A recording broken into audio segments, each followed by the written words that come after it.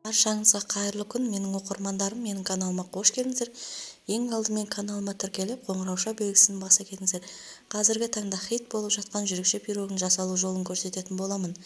Таза құрғақ ыдысымызға бөлме температурасында тұрған 3 дана жұмыртқамызды және де 150 грамм қантымызды салып, қантымыз ерігенше жақсылап араластыратын боламыз.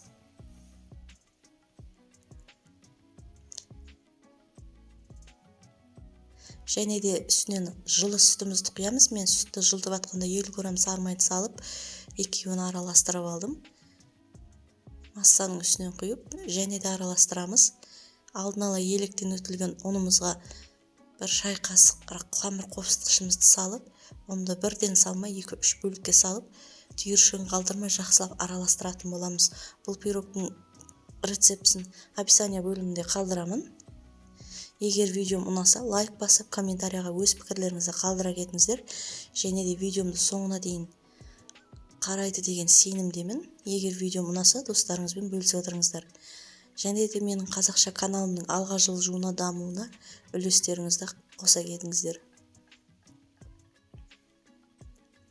Неге екінші бөлігі.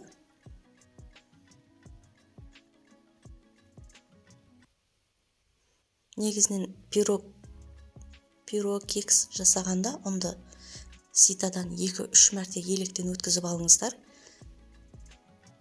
Сонда жұмсақ, әдемі пирог шығатын болады.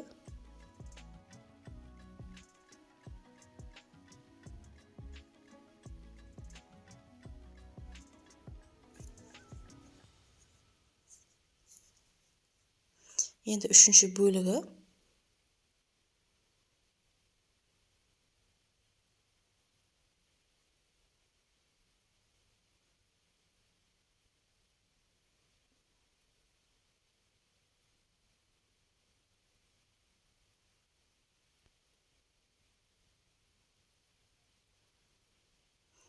Бөлек ыдысымызға бір ас қасық массамызды құйып, електен өтілген какаоны бір шай қасықты қосып, жақсылап араластырып алдым.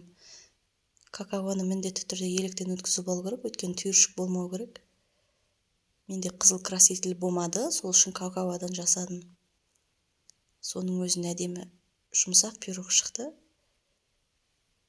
Жасап көруге кеңес беремін. Егер видеом ұнаса, лайк баса кетіңіздер. Неке дайын болып қалды. Енді мен массамды Таппер фирмасының стекло формасына салдым. Өйткені бұл ыдысқа пирогтар әдемі піседі. Және де булочки, басқа да выпечкелерді пісіремін. Өте тамаша пісіреді, нанды. Енді қасықпен бетін тегістеп алдым. Мен алдын ала печкамды қыздырып алдым. Енді үстінен жаңағы дайын болған массамызды құйып шығамыз.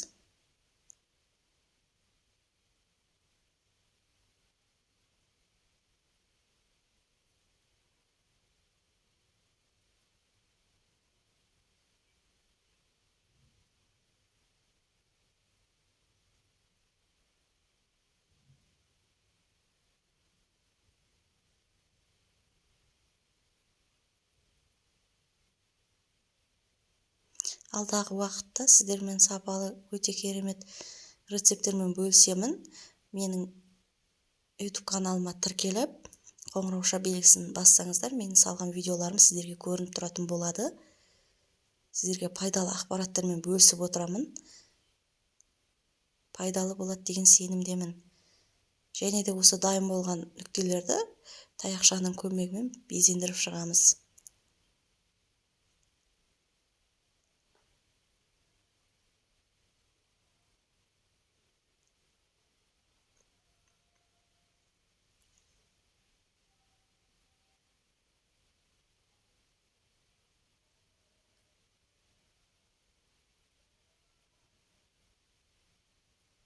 Мінекей дайын болды, өте әдемі шықты.